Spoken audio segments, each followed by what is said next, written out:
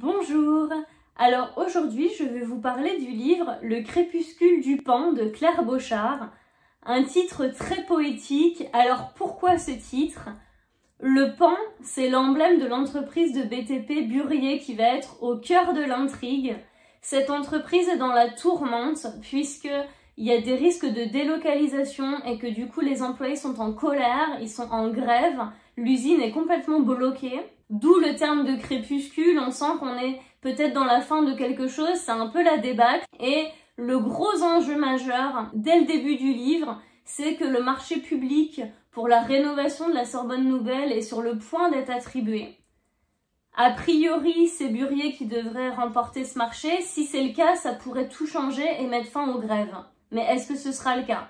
Ça, ce n'est que le point de départ et c'est loin d'être la seule question qui va se poser puisque Inès Lenoncourt, qui est la vice-présidente du Conseil régional d'Île-de-France dans le livre, va soulever de vrais problèmes dans l'attribution des marchés publics. Et à partir de là, notre intrigue politico-médiatique est lancée. Les protagonistes sont variés, on a tous les maillons de la chaîne, le ministre de l'économie, le PDG et le bras droit de l'entreprise Burier, la directrice de com de l'entreprise Burier, le responsable cégétiste aussi de cette entreprise, les journalistes évidemment, et notamment Pascaline qui est reporter et chef du service politique pour le journal hebdomadaire En Avant, avec son acolyte Alice, 23 ans, qui est arrivée en tant que stagiaire et qui est maintenant CDD, qui est vraiment son aide et sa seconde en quelque sorte. Toutes les deux, elles vont avoir une grosse enquête à faire et des sacrés faits à mettre au jour. Vous l'avez peut-être ressenti, mais c'est vrai que les personnages féminins sont particulièrement importants dans ce livre. On pense à Pascaline et Alice, évidemment, Inès Lenoncourt dont on parlait juste avant, Noémie Barcourt aussi, qui est la directrice de communication de l'entreprise Burier. Dans tous les cas, elles ont tendance à subir le machisme de leur profession qui est vraiment bien mis en avant avec des pics, avec des remarques assez déplacées, inadaptées. Donc c'est l'occasion de soulever en fait ce problème du sexisme, mais ce sont des femmes qui ont tout en commun d'avoir de l'ambition, du courage, de ne pas se laisser faire face à l'intimidation.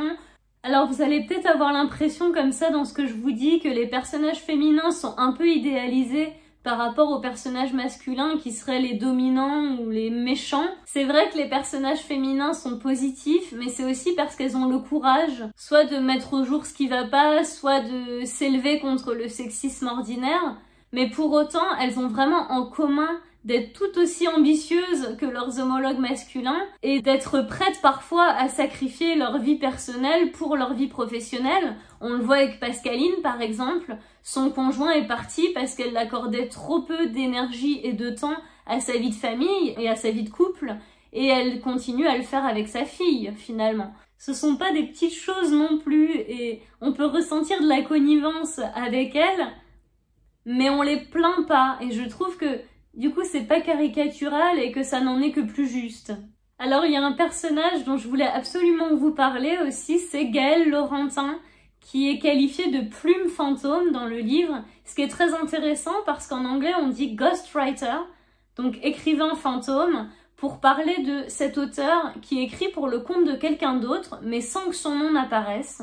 Et c'est exactement ce que Gaël Laurentin a fait pour le compte du ministre de l'économie du livre, qui s'appelle Stéphane Toxandry. C'est Gaël Laurentin qui a écrit son livre, sauf que son nom n'apparaît nulle part. Et ce personnage va nous permettre de voir de l'intérieur le monde de l'édition, avec ses contraintes économiques, ses arrangements, ses trahisons, son ingratitude finalement.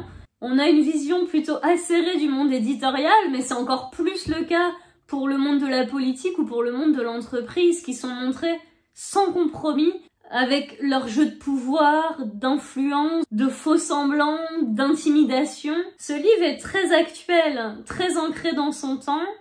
On sent qu'il est renseigné, mais pour autant il est limpide, divertissant, addictif.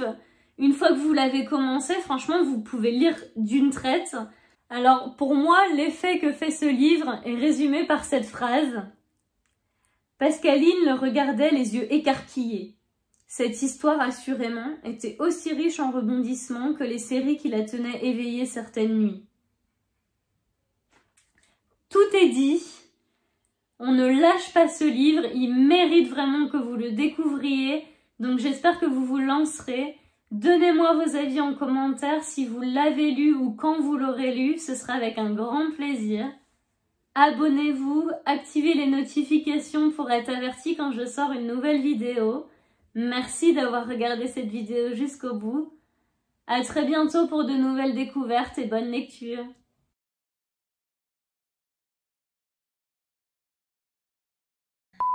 La seule question qui sera posée et le seul problème, puisque... Alors, ce qui est intéressant aussi... Ok.